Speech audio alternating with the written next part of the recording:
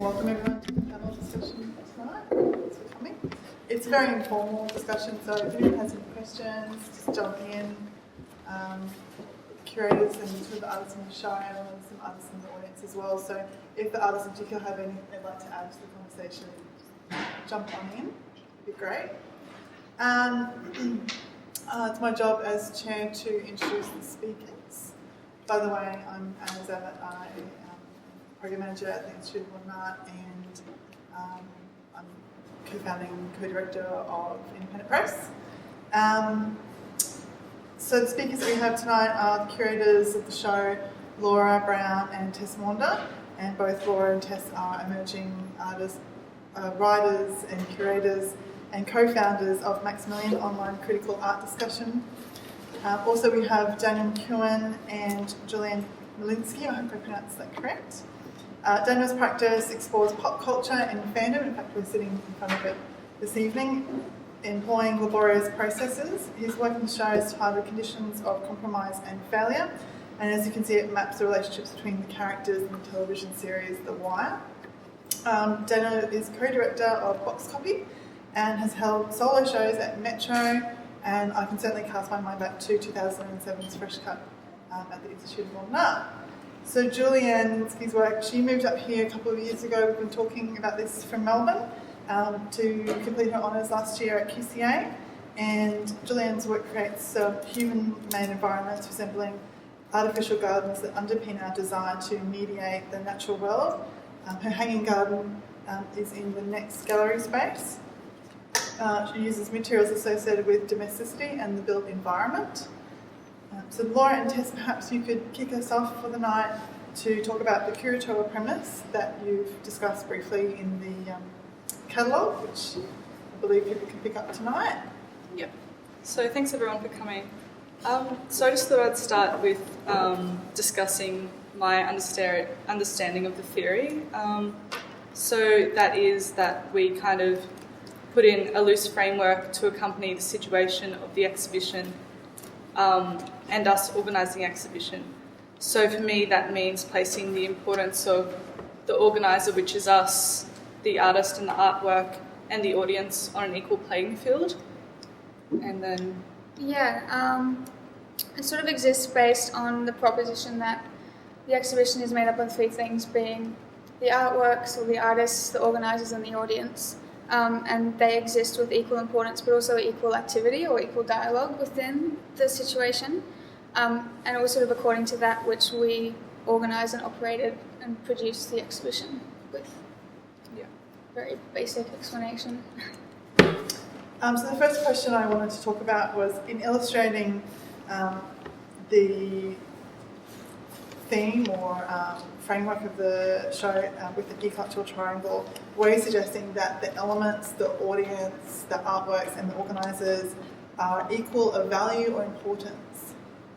Well, yeah, they play an equal role. They're equally important, and for us, you can't exist without one of the things. You can't really have an artwork that is being curated without an audience to come in and sort of close the circuit off. So they play an equal role and they play it with equal importance, I think, and they're equally active. And they might be in different ways. Obviously, they play different roles, but yeah, they are equal. Agree with that?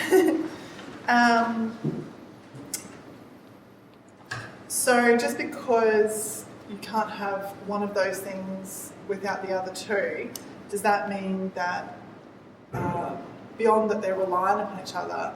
I mean, we've talked about that you represent it as an equilateral triangle rather than, for example, a right angle triangle or another shaped triangle. Can you talk about what other factors or what that assumes? I mean, is that obviously a theory that you're testing in the show in the process of developing the show? Well, it was something that was developed through the process of putting the show together and sort of developed as a way of understanding what our role was or understanding what we're actually trying to do with it.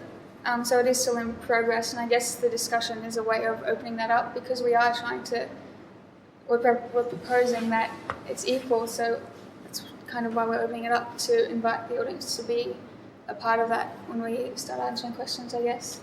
Cool. Yeah. Well, I'd like to get back to how the whole process started. Yeah. And you said to me that these are all new works. Was that important to the show, that they were all created for specifically this exhibition? Yeah. And did you give the artists any new framework when they were developing the show, the works for the show? So the framework that we gave the artists was to, we hoped that we would be encouraging the artists to develop new work for the exhibition. So that would mean pushing their practice in a way that hadn't been looked at or kind of been played with in that way in a few years or something like that. And the framework, was just kind of encouraging that new aspect.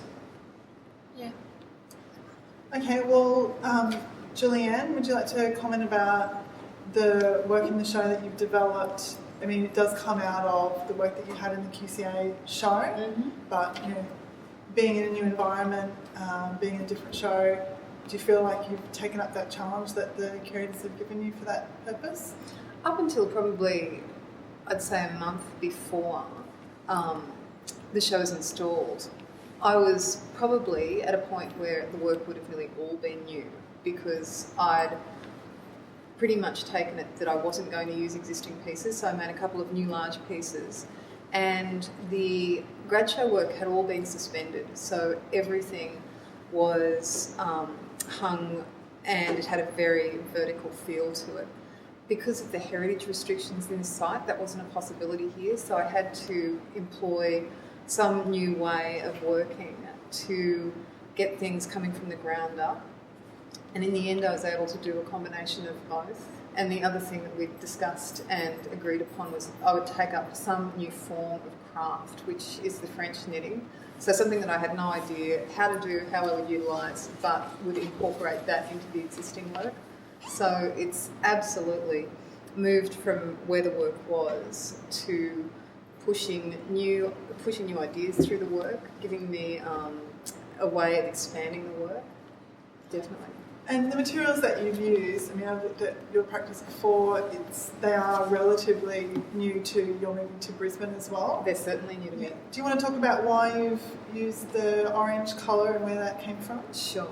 That the colour scheme and the materials in the work are something that is relatively new to my practice. I moved to Brisbane, and the start of my honours year, I'd gone out and done a photographic survey of gardens in Brisbane.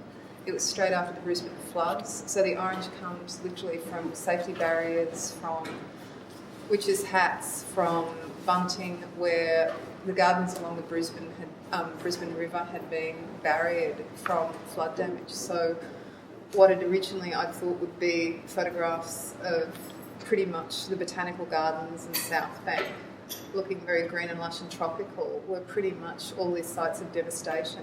And the orange was so predominant in the photos. It's something that I decided to incorporate into the work. And your previous works had a lot to do with grey, black and whites of colours, in that you were talking to me earlier about that it was a drought that Melbourne had gone through. Sure. So. I've been making work in Melbourne along similar ideas to do with the garden and gardens in urban environments, and the palette I was using was really subdued, and I wouldn't have even described it as being particularly green. So it's very much the local aspect of this work that's informed the palette.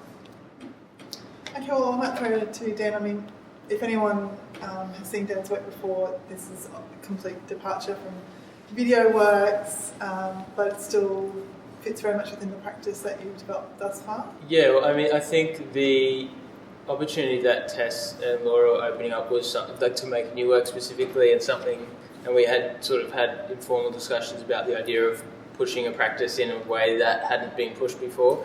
And I was really keen to do something with my hands that didn't involve a mouse.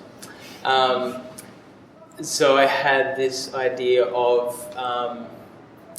replicating that trope of the big corkboard in procedural dramas, TV dramas, Law and Order, and The Closer, and every other procedural cop show ever, and ironically, that ended up not really happening.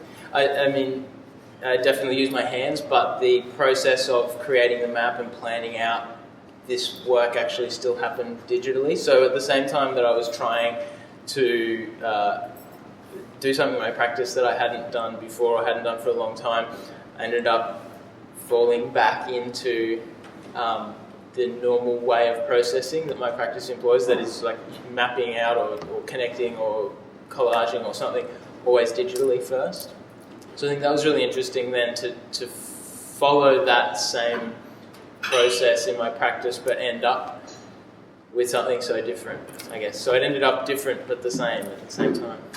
And do you think that this work will be further developed into future video work? Into future video work is probably a pretty good question. There's lots of potential that I'm sort of imagining for digital versions or interactive versions or web-based versions of maps like this, which could be interesting. But at the same time, I'm very much interested in that laborious process that happens before you get to any of that stuff. And because I'm so interested in that process, I think I'm probably more likely at the moment to be less inclined to translate this to a video form than to retranslate that process of digital to analog again. So the digital processing, the digital mapping, going into other kinds of analog forms, maybe painting and drawing or objects and stuff like that. Okay, well, I'd like to go back to the role of each of the people on the show. So your role, you've described it as organisers as opposed to curators. So without getting into the politics, how do you think that changed your perception, for example, of the show, and how much control, for example, as organisers have you in the development of the works and the presentation of the works? Well, I think that term really helped to open it up more, I suppose, instead of getting stuck in the limitations with terminology of curator and what supposedly that specifically stipulates. It opened it right up again so we could do what we felt we needed to do, I suppose. And I guess it was different to what we would have done if we'd stuck with a more specific term in that, and how we interact with the artists, I guess, and how we valued the sort of ongoing dialogue, ongoing conversation as to what they're doing, but also what we're doing for them, and how that show actually came together in terms of install, I guess. Yeah. I think it was also about making the title made the collaborative process easier, and it was about relating it back to that triangulation thing that we were speaking about at the beginning, by having the audience artwork and organisers on the same level. Yeah. Because I guess there can be kind of a sort of reverence applied to the idea of curator, I think, where there's sort of like the hand of God coming in and then leaving again, almost.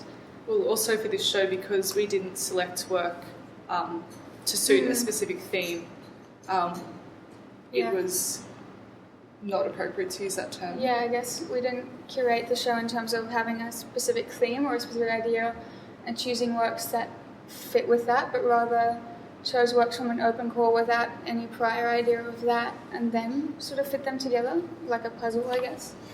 And towards the end of the process installing the show itself, did you have amount of control or a hand in more work, some works more than others? Yeah, that's sort of where you let go, I guess, and let the artist, I mean, you can't really tell them what to do. There were some works where we would make suggestions and they'd be rejected, and that was fine. You sort of have to, there's a level of control you can have to a certain point, I guess. It depends on the personality of the artist as well, and like some artists really enjoy the collaborative process and having lots of feedback during the organisational period, and actually having kind of like active development of their work through, email conversations and through the various meetings that we had with the artists and stuff, whereas other people were quite fixed on their idea from the beginning, and that was completely fine as well. So, Gillian, do you want to comment on how did you actually install your own work, and was that did that take a period of time, and did you seek any advice during the process? How did you manage it? I installed my own work, and I think probably the interaction I had a lot with Tess and Laura was in the lead up to the work. So from the initial meeting where we discussed the idea of doing something new, I would email photos and say, this is what's going on in my studio, because I'd just finished my honours year and probably did a lot of work over December, January, where I didn't have my peers, everyone had gone pretty much off on summer holidays, and so it was great to have someone to still keep up the dialogue of what I was doing, what I was intending to do. And some of it was really like, a photograph of a couple of pieces of string on the studio wall saying, I think something will hang off this, but I'm not really sure, because I was trying to come to terms with the space and the limitations of what I could suspend from the ceiling, the fact that I could only utilise existing holes in the wall. So there was this great dialogue in the lead up, and once we were in the space, it was more a setting of a limitation, saying, okay, here's where your work will be, and in relation to the other works in the show. And then it was just the fact that there was always someone here while I was installing to get advice and say, okay, I'm thinking this is where I'm going to put the main pieces, this is what I'm thinking. What do you think? How do you feel about that? And Dan, I don't think either Tess or Laura would have offered to help much with this. It looks like a huge amount of work. I had a few I had a few pairs of hands that I was grateful for to help. In the final stages, I had to go a lot from my memory and the map that only I could ever read that I'd made to plan the thing. Where I think, similar to what Julianne was saying, is that where I think the organisation was beneficial is those sort of like touchstone moments where, so I'd be going away, I was off in my own world watching The Wire, and every now and again, just a couple of times there, I would come and chat about what was going on, and that was kind of nice to prevent me from spiralling off into just watching The Wire, I guess, but to also think about what processes were happening as I was making it.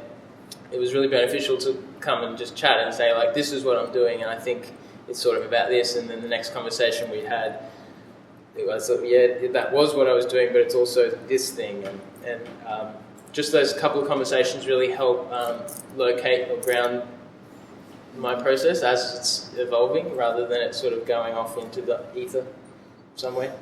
And that's the real benefit of, I think, organising, because maybe that's not always the strong suit of every creative practitioner.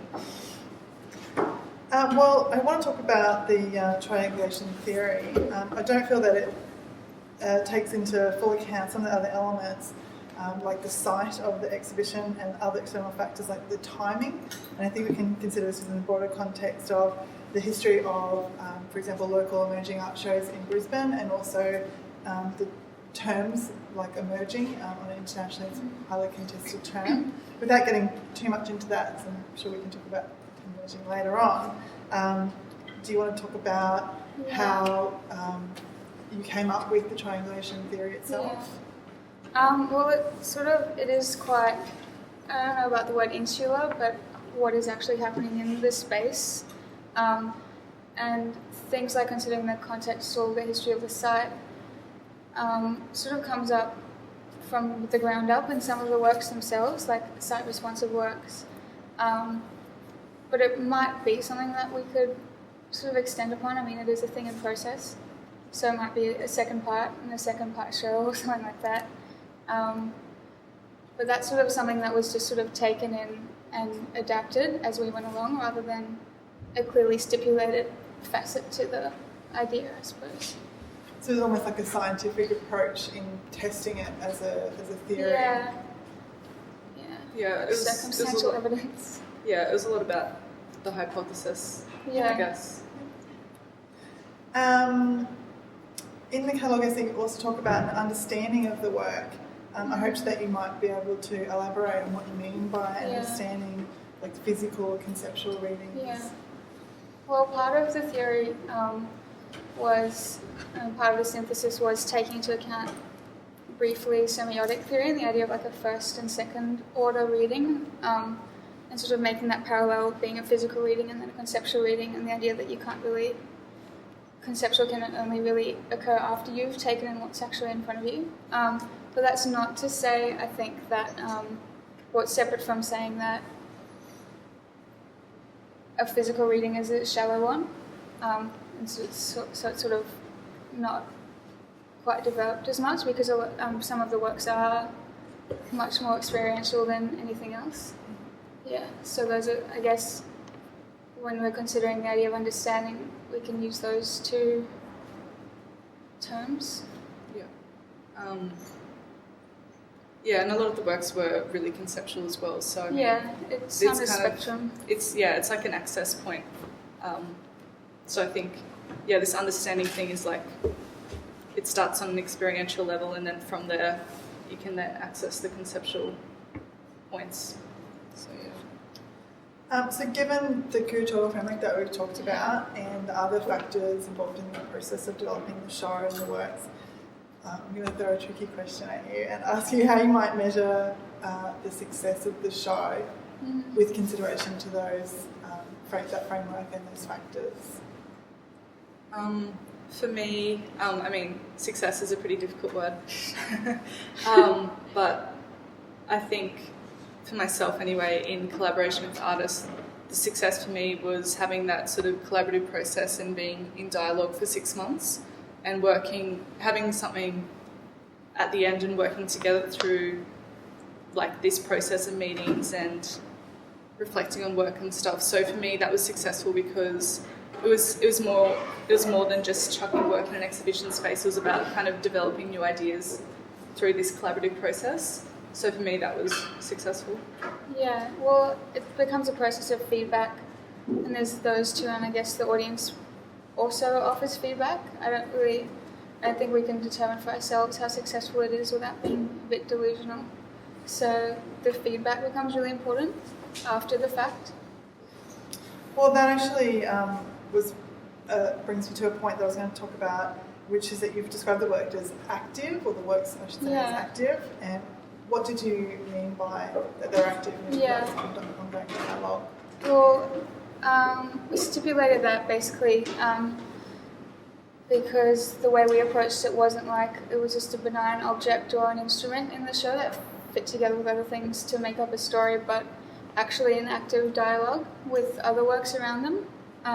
So there might be a conversation between these two works or those two works or whatever happens, and it becomes a narrative rather than just flat. Because we kind of had these intimate discussions with the work and kind of saw the work develop over the 6-month period, we could then kind of quite clearly see these things emerging from each person's practice, and then could start to make connections between particular artists and between, obvious aesthetic connections and then the conceptual connections. And then that's how we kind of decided where we would place the works in relation to each other. So I think that's kind of what we mean by active. Facilitating the engagement. And I'd definitely like to ask Gillian and Dan, maybe Gillian first, if you feel that your work is active with the viewer and during that process. Sure. During the installation process, which was funny because I was on the other side of the wall and I could hear you tell people where to run string from, and you'd say, oh, this runs to a particular person in this corkboard.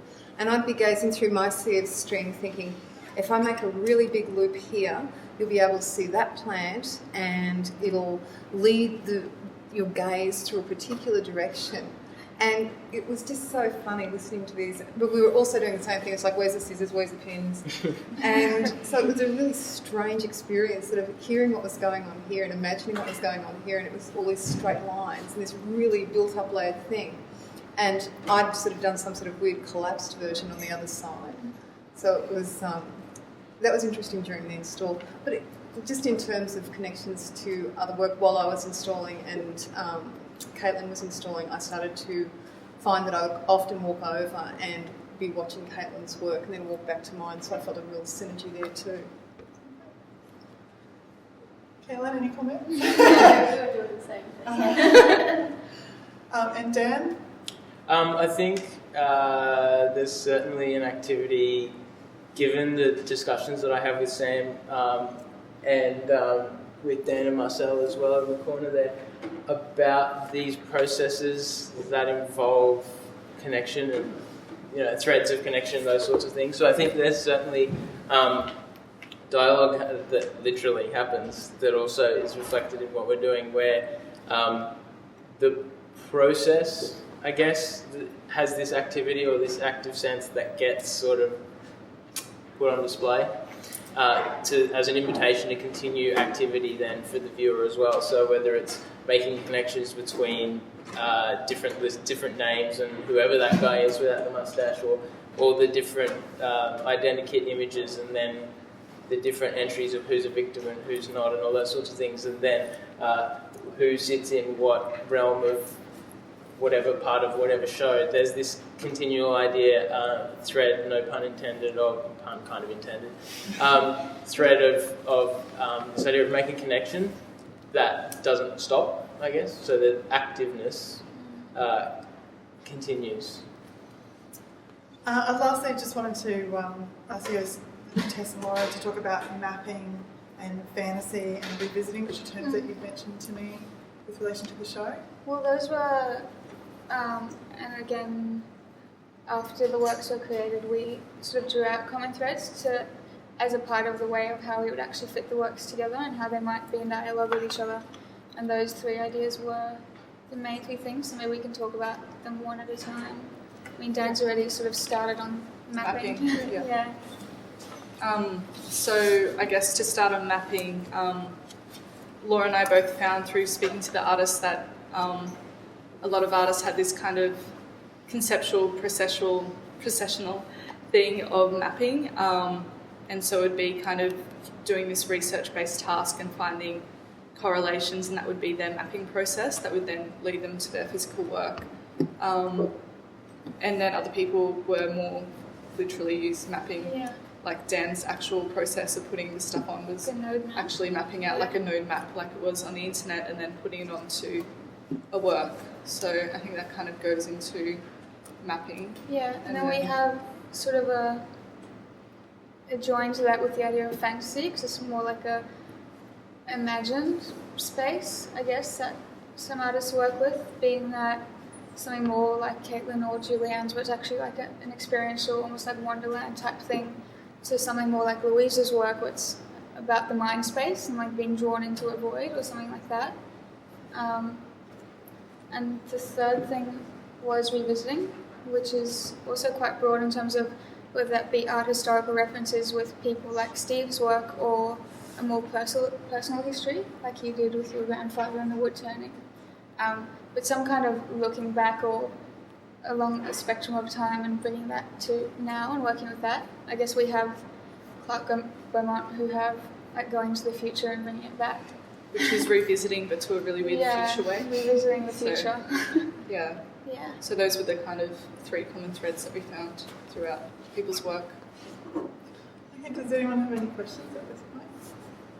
I just wanted to go back to, you were talking about the exact parameters, and I wanted to know what the exact parameters you gave out for the call out for artists. And the second part of that as well is, did you choose artists based on whether or not they fit with your idea, or whether or not they fit with each other? Well, I guess that's what we were saying before, is that we didn't really have an idea. Like, we didn't have a thematic beginning point to the exhibition. Well, I mean, like we just talked about three common threads, and that comes out of sort of almost already like a survey. having the work. Yeah. And your first bit was the original parameters for the call out, was it? I guess for me they seem like the stuff that we ask for application parameters seems like a pretty standard thing to do, is to ask for like a bio, five images in the CV and stuff. But I guess within the broader festival context, there were kind of discussions about the overlappage of visual arts and film, or the overlappage of visual arts and performance, and that sort of thing. And we decided that we would deal with that as the submissions came through. So I hope that answers your question. Yeah. Were the artists given the word triangulate at all, or did that come later? No. So that was something that developed throughout the process. No. Yeah. Yeah. we definitely developed that afterwards. Yeah.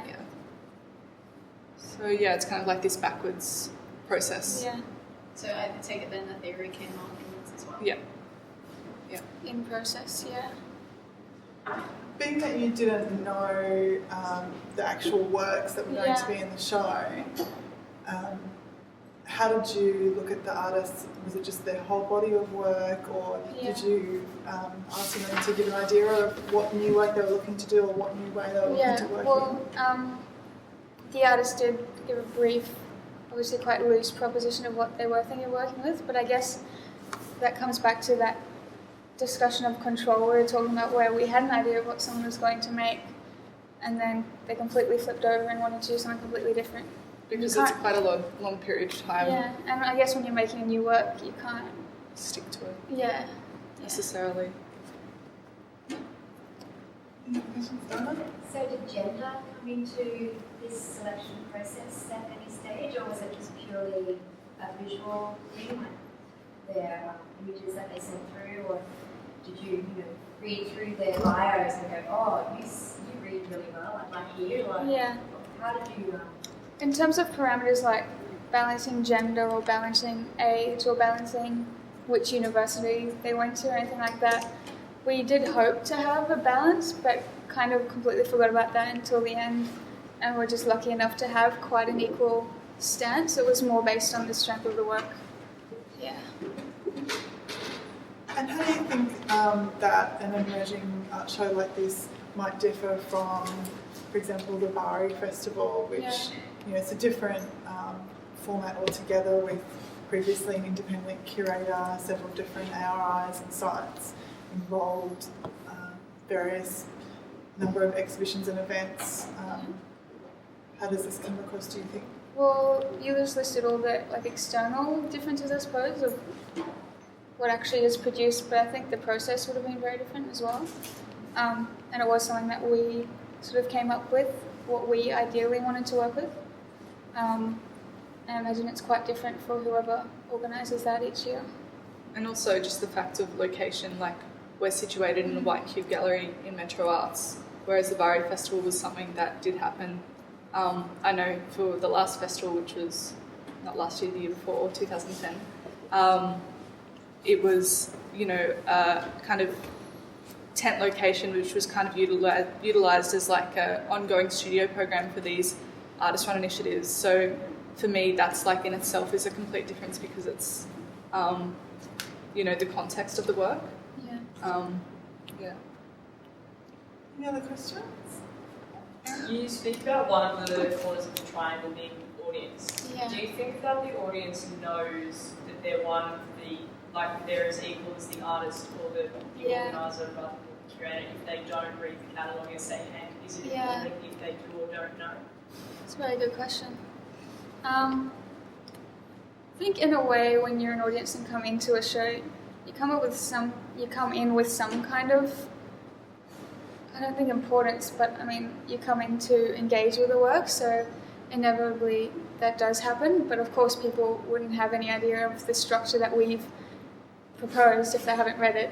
Though I'm not sure that's incredibly important to the success of it, I think it's also, you can't really determine like what your audience is either. I mean,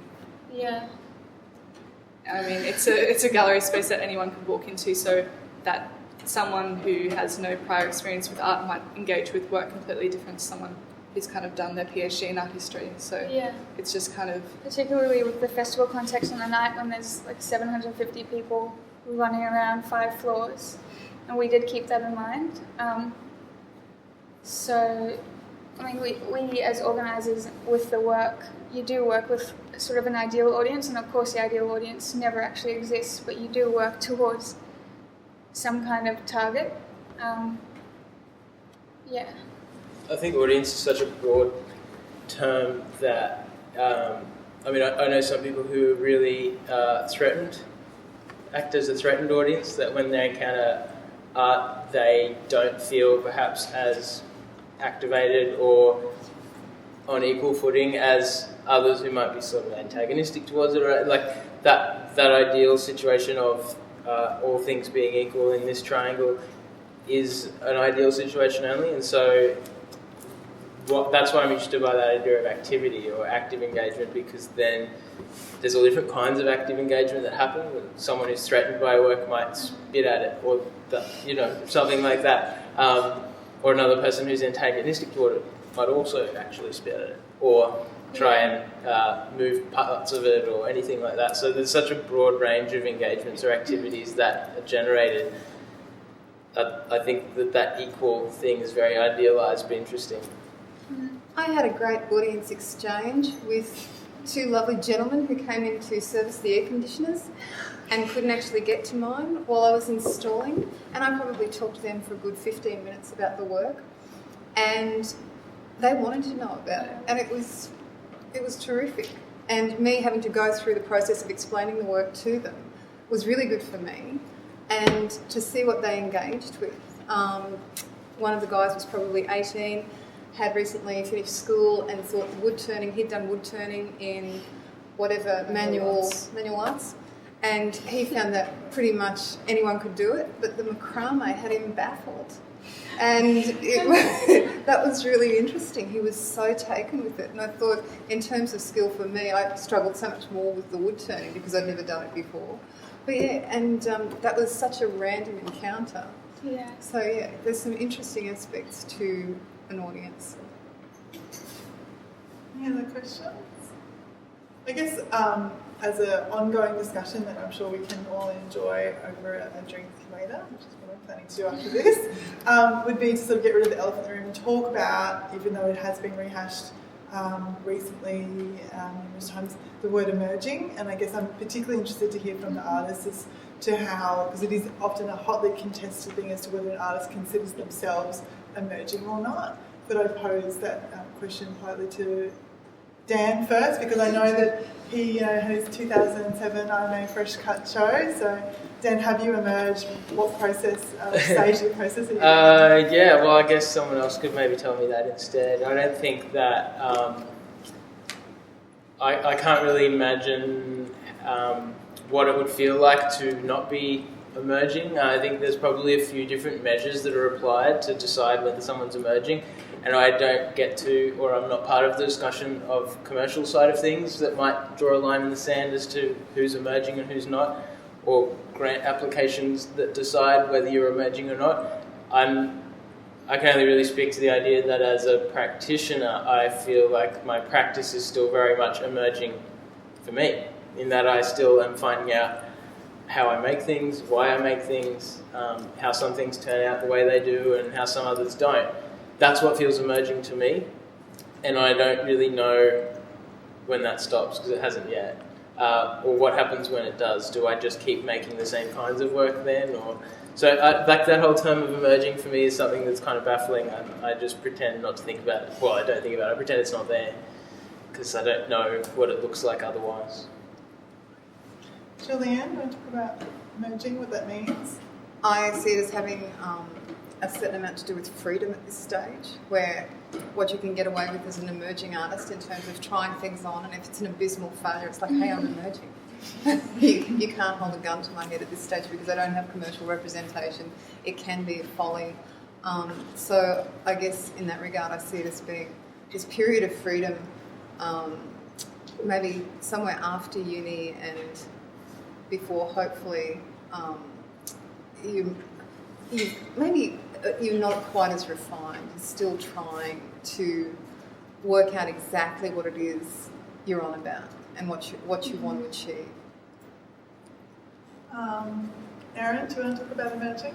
I think I feel very much the same way as Dan. I don't necessarily find it to be problematic to them. I know a lot of people find it to be quite limiting. I kind of find it quite useful, particularly if I am applying for grants, because at the moment at my age, I do fall into pretty much all of those things that define emerging. So at the moment, it works.